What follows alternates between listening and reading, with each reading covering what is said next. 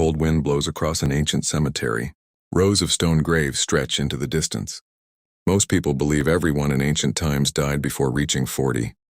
But that idea is only half true, and the real answer is far more shocking. Imagine waking up in a small village 4,000 years ago. Smoke rises from clay houses. Children run through muddy streets. Farmers carry wooden tools into the fields. There are no hospitals, no antibiotics, no vaccines, no clean drinking water. By sunset, disease, hunger, or an accident could change everything. But here's the mystery. If ancient people often died at 30, how did some kings, philosophers, and warriors live into their 70s and even 80s? The answer begins with one simple misunderstanding. Ancient records from places like Egypt and Rome often mention an average lifespan of only 30 to 35 years. At first that sounds terrifying, but averages can hide a secret. Imagine a village with 10 children. Several die before reaching their 5th birthday. A few survive and grow old. The average age suddenly drops. This means many ancient people never reached adulthood, and that changes the entire story. But the strangest part comes next. A newborn baby in ancient times faced dangers everywhere. A tiny fever, an infected wound, contaminated water, a harsh winter. Any of these could become a death sentence. Some historians believe that nearly half of all children died before becoming adults. The village graveyards filled quickly. Small stone markers stood beneath gray skies. Mothers wrapped infants in cloth and buried them beside their homes. These early deaths made ancient life seem much shorter than it really was. However, archaeologists discovered something even more surprising. If a person survived childhood, their chances of living much longer increased dramatically. In ancient Rome, some people reached 60 or 70 years of age. Ancient Greek philosophers wrote books in their old age. Egyptian officials served several pharaohs during long lives.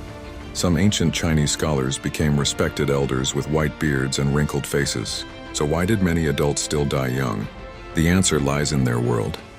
A man could fall from a horse. A farmer could suffer an infected cut. A woman could die during childbirth. A soldier might never return from war. A simple tooth infection could spread through the body.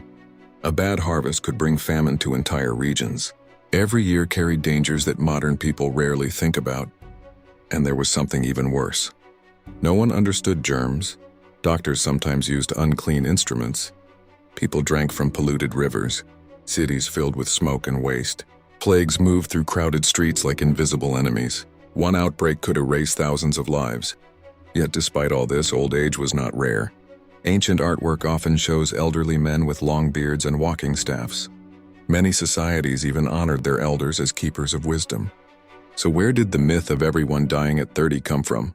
The famous number, 30 to 35 years, is mostly a statistical illusion. It is the average life expectancy at birth. It does not mean every person died at 30. It means so many children died young that the average became very low. A person who reached adulthood could still live for decades. Some became grandparents, some became famous rulers. Some even witnessed entire generations grow around them. Ancient life was not simply short, it was uncertain. Surviving childhood was the greatest challenge of all. As the sun sets over ruined temples and forgotten cities, the graves of ancient people tell a different story. They were not all dying at 30. Many lived long and meaningful lives. But every day was a battle against disease, hunger, and danger. And perhaps that is what made old age so precious. Because in the ancient world, growing old was an achievement. But this wasn't the only great misunderstanding about ancient history. Another mystery from the ancient world may be even stranger.